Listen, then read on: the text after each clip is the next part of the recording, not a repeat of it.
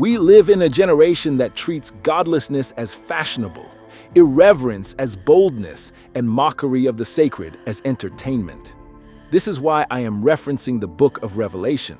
The arrival of the Antichrist and the second coming of Christ are much closer than people realize. Please pay close attention to the words of the first angel in the 14th chapter of Revelation. When the world is at its darkest moment, when the Antichrist is the leader of the world and his mark dominates society, this first of three angels appears and declares, first and foremost, fear God. Notice what the angel does not say. He doesn't say, love God. He doesn't say, pray to God. He doesn't say, give to God. He doesn't say, sing songs about God. No, the first thing the angel commands is to fear God. This one statement should reveal to you and me the spiritual state of the world in the book of Revelation. It is a world completely devoid of the fear of God, a world that has replaced reverence with rebellion and traded submission to God for defiance. And are we not already witnessing our world transform into this reality described in Revelation? Look around at the diminishing fear of God in our culture, in our entertainment, and in our lives. The trajectory is clear. A society that mocks God, ignores his commands, and exalts sin is shaping itself into the godless world Revelation warns about. Ask yourself, when was the last time you heard a sermon about the fear of God? Too often, this crucial topic is overlooked, yet the Bible makes it clear that we should not ignore it. Proverbs 9:10 says, "The fear of the Lord is the beginning of wisdom, and the knowledge of the holy is understanding." The fear of the Lord is not something to avoid. It is the very starting point of true wisdom. I want to show you today that our world is increasingly resembling the world described in the book of Revelation.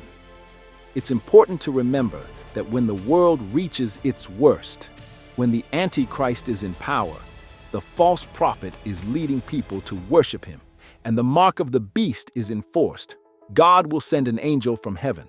And what are the very first words that angel speaks? Revelation chapter 14, verse 7. Fear God. This alone reveals just how absent the fear of God will be in those days. It is a chilling warning, and as we look around, we can already see our world heading in that direction. A perfect example of this is found in celebrities. The world we live in today is rapidly transforming into the one described in the book of Revelation, a world where God is ignored, mocked, and replaced with self-worship. The fear of God, which is the very foundation of wisdom, has been cast aside in favor of self-exaltation. One of the clearest signs of this is seen in celebrities who in some form or fashion have compared themselves to God, called themselves divine. A striking example of this is Kanye West, who has repeatedly referred to himself as a god. In his 2013 song, "I Am a God" from the Yeezus album, he explicitly makes this claim. He has also compared himself to Jesus Christ, as seen in his song, "Jesus Walks," and various performances where he has staged himself as a Christ-like figure.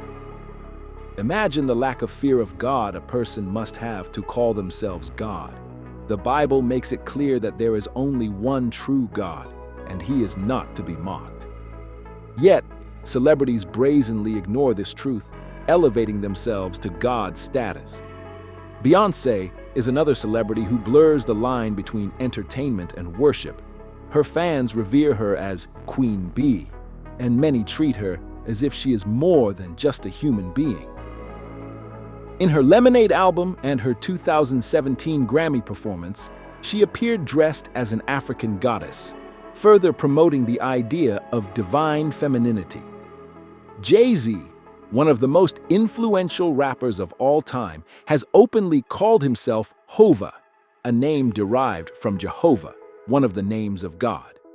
Lana Del Rey has also indulged in self-deification, describing herself as a modern-day Venus, referencing the Roman goddess of love, beauty, and seduction. Venus was worshipped in ancient Rome as a symbol of physical beauty and pleasure, embodying the very things that today's entertainment industry glorifies. The Bible warns against idol worship and self-exaltation, yet modern culture continues to push humanity further from God's truth and deeper into self-worship. It's not just that celebrities call themselves divine, it's also how people react to them. In many cases, celebrities are practically worshipped by their fans. This phenomenon is not new, but it has only intensified in recent years. Looking back at the 1980s and 1990s, Michael Jackson was the most famous person on the planet. The level of adoration and obsession he received was unlike anything the world had ever seen. People would faint and cry uncontrollably at his concerts. Some would risk their lives just to see him in person. Crowds of thousands would chant his name as if he were a deity. While Michael Jackson never explicitly called himself a god, people treated him like one. His fame and influence were so overwhelming that people devoted their lives to him, showing just how easily humanity drifts into idol worship. The worship of self, celebrities, and pleasure is a direct result of a world that lacks the fear of God. This problem isn't just seen in celebrities, it is seen everywhere. Society today openly mocks God. Hollywood frequently ridicules Christianity while showing reverence for every other belief system. Many comedians and entertainers make jokes about God, Jesus, and the Bible without a second thought. People openly blaspheme the name of God, using it as a curse word, showing just how little respect they have for the Creator. The world you and I live in is a world that does not fear God. That is a fact. We are living in a generation that mocks holiness, ridicules righteousness, and exalts rebellion. The fear of the Lord, which once shaped nations and guided morality, has been replaced with arrogance, self-worship, and open defiance against His word. People no longer tremble at sin, they celebrate it. Look at the inception of a website like Ashley Madison, a platform built entirely on the premise of helping married individuals commit adultery, cheat on their spouses, and then return to their marriages as if nothing happened. A website that promotes betrayal, deception, and the destruction of families, yet is not only tolerated but openly advertised and normalized. This world does not fear God anymore. That is a fact. When sin becomes a business model, when morality is discarded for profit, and when faithfulness is mocked as outdated, we are witnessing the full corruption of a godless generation. What was once shameful is now celebrated. What was once shameful is now a badge of honor. The name of God is no longer revered, but blasphemed in music, movies, and everyday speech. This generation also rejects God's commandments. Sin is not only tolerated, it is celebrated. What God calls evil, the world calls progress. The things that were once shameful are now mainstream and encouraged. People no longer take judgment seriously. Many believe they can live however they want, without consequences. They think of God as love but ignore that He is also a righteous judge. Hell and judgment are no longer preached in many churches, leaving people without any fear of eternal consequences. Everything we are seeing today was foretold in Scripture. In 2 Timothy chapter 3, verse 1-4, the Bible warns that in the last days, people will be lovers of themselves, lovers of money, boastful, proud, abusive, disobedient to their parents, ungrateful, unholy, without love, unforgiving, slanderous, without self-control, brutal, not lovers of the good, treacherous, rash, conceited, lovers of pleasure rather than lovers of God. This describes our world perfectly. People have become obsessed with themselves. They love pleasure more than they love God. They do not fear judgment or consequences. The angel in Revelation chapter 14 verse 7 commands the world, fear God. This message is a wake-up call. It tells us that the world has completely abandoned reverence for God. But we don't have to be like the world. We can choose to live in the fear of God, which leads to wisdom, righteousness, and salvation. Psalm chapter 112 verse 1 says, "Blessed is the man that feareth the Lord, that delighteth greatly in his commandments." Our world is heading toward complete rebellion against God, but as believers, we must stand apart. We must choose to fear God rather than follow the world. The fear of the Lord is not just important, it is essential.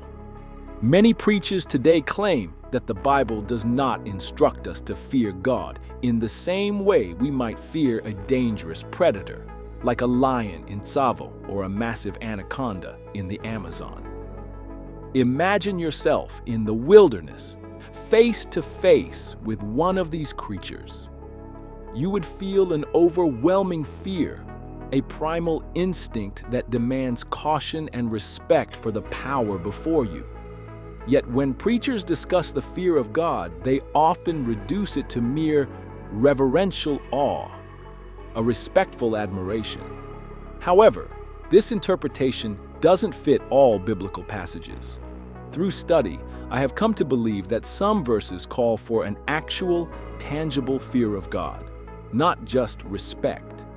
In Matthew chapter 10, verse 28, Jesus says, "And fear not them which kill the body, but are not able to kill the soul, but rather fear him which is able to destroy both soul and body in hell." Similarly, in Luke chapter 12, verse 5, he warns, "But I will forewarn you whom ye shall fear. Fear him which after he hath killed hath power to cast into hell. Yea, I say unto you, fear him." In both of these passages, the word fear is translated from the Greek word phobos. This term has a complex meaning encompassing reverence, awe, and terror. In this context, phobos can imply a deep, profound respect or reverence toward God, acknowledging his ultimate power and authority over not just earthly life but also the eternal soul. This type of fear aligns with an awareness of God's holiness and justice, inspiring believers to live in a way that honors him. However, phobos also carries the connotation of dread or terror, especially in relation to divine judgment or punishment. It is a word that includes meanings like fear, dread, terror, timidity, wonder, reverence, and awe. Unfortunately, many preachers emphasize only reverence and awe, ignoring the weightier meanings of fear, dread, and terror. The choice to downplay these meanings changes the depth and urgency of these passages.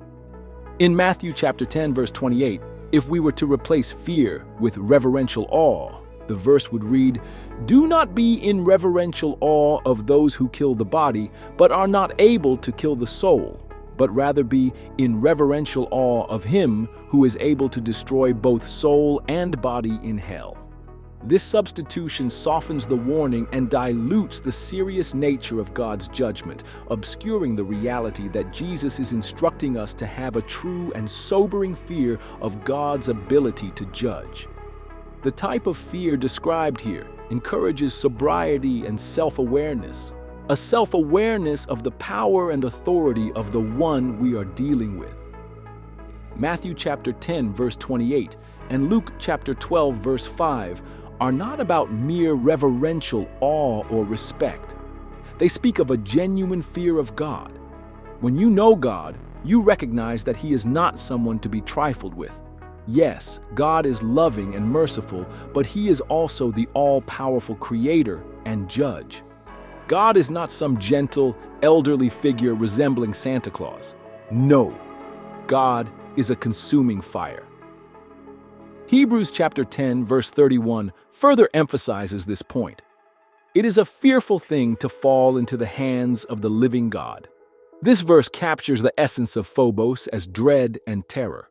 The Bible repeatedly warns us about God's power and holiness, yet modern Christianity often skirts around this reality, preferring a God made in our own image one who is always gentle and never fearsome. But by doing so, we overlook the very connotation of dread and terror that phobos implies. If you have spent your life hearing only about reverence and awe, you have only touched the surface. The biblical concept of fearing God goes far deeper. God is infinitely powerful and holy, so much so that no man can see him and live.